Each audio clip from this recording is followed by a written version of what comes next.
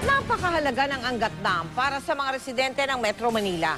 Ang halos 100% ng tubig na ginagamit sa mga bahay ay nanggagaling po sa Angat Dam.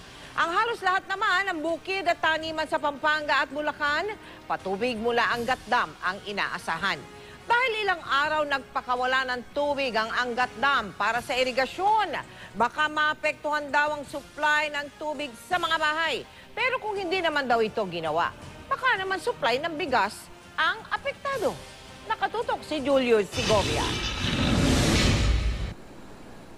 Dahil sa 3 araw na pagpapakawala ng tubig ng Angat Dam para sa irigasyon kahit pa mababa ang elevation level nito, ang Maynilad nagsabi ng halos 2 milyong customers nila ang malamang na makaranas ng hindi na 24/7 na water supply sa 2015.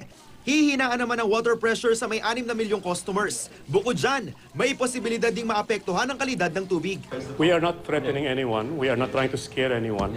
We are trying to prepare for a probable El Nino, which based on analysis is really probable that will occur starting October to March. There might be an effect on water quality, and we need to prepare our plants to be able to address the manganese and iron. Pero nagtataka ang National Irrigation Administration o NIA, bakit naalarma ang Maynilad at Manila Water sa alokasyong ibinigay sa kanila ng NWRB?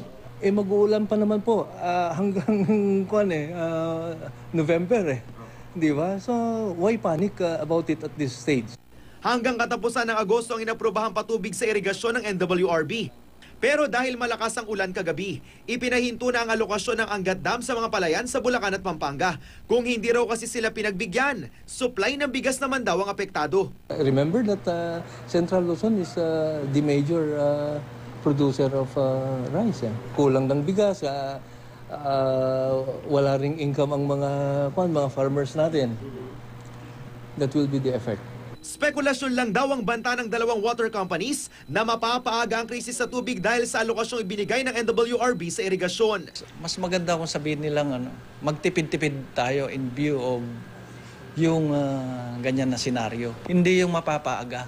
Kasi yung water shortage. Sa kasalukuyang water elevation ng Angat Dam na 177-meter level, malayo na raw na maabot nito ang target na 210 meters bago matapos ang taon. Kaya sabi ng Maynilad at Manila Water, tumama man o hindi ang El Nino, tiyak na magkakaproblema sa supply ng tubig sa susunod na taon. Julius Segovia, Nakatutok, 24 Oras.